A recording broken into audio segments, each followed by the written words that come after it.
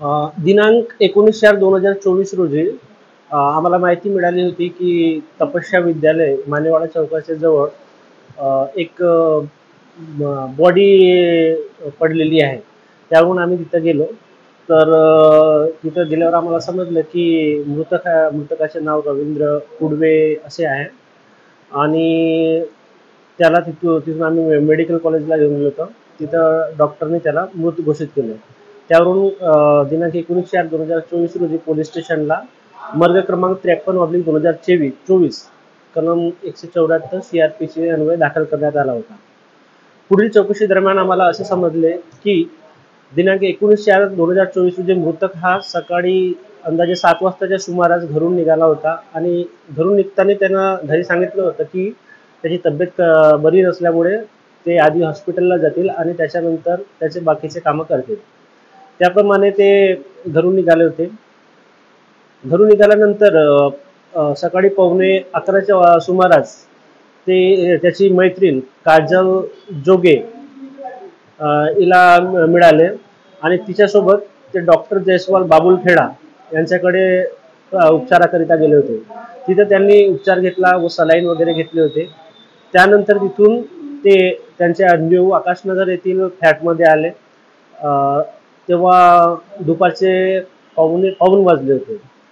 त्यानंतर तिथं थांबले ते 4 वाजतापर्यंत. त्या दरम्यान त्यांच्या दोघांमध्ये काजल जोगे आणि मृतक रवींद्र कुडवे यांच्यामध्ये जुन्या पैशावरून तसेच हे आरोपीचे दुसऱ्या दिवशी साक्षगंध होते आणि त्या साक्षगंधाला आणि किंवा लग्नाला मृतकाचा विरोध होता. या 2 कारणामुळे त्यांच्यामध्ये विवाद झाला.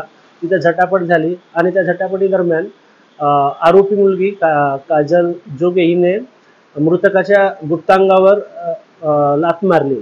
त्यामुळे त्यांना त्याच्या गुप्तांगावर जखम झाली.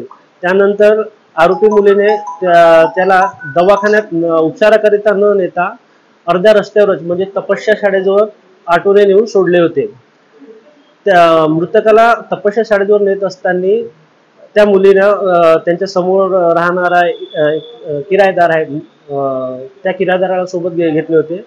त्याने मोपेड गाडीनं मेन रोडपर्यंत गेला आणि मेन रोड पासून तपस्या शाळेपर्यंत ही आरोपी मुलगी एकटीच घेऊन गेली होती आणि तपस्या शाळेजवळ त्याला मृतकाला सोडून ती परस्पर निघून गेली होती. निघताना त्या आरोपी मुलीने ऑटोवाल्याला सांगितलं होतं की तिचे दुसऱ्या दिवशी साक्षगंध आहे आणि तिला घरून फोन येत आहेत. ती जर तिथे थांबली तर ती फसून जाईल म्हणून ती निघत आहे असे सांगून ती निघून गेली होती. त्यानंतर मृतक तिथं तपस्या शाळेजवळच पडून होता. ही घटना सायंकाळच्या 4 वाजताची आहे.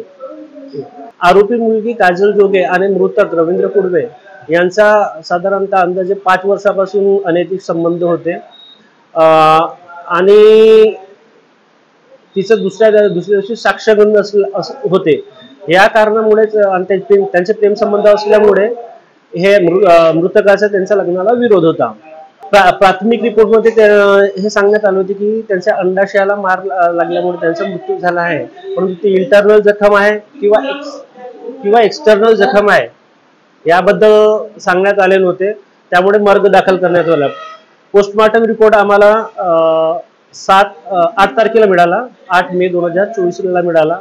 त्याची क्वेरी करण्यात आली. त्यामध्ये LMJ साहेबांनी आम्हाला विस्तृत समजावून सांगितले की त्यांचा मृतकाचा मृत्यू हा त्याच्या अंडाशयावर बाहेरील जखमेमुळे झालेला आहे.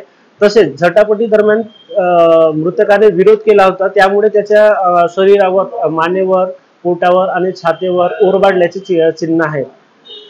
ह्या सगळ्या गोष्टीवरून हे स्पष्ट झाले आहे की आरोपी मुलगी काजल जोगे हिनेच मृतकाला मारलेले आहे. यामध्ये आरोपी काजल जोगे हिला काल अटक करण्यात आली होती. ती 2 दिवस फरार होती. आम्ही तिच्या शोधात होतो.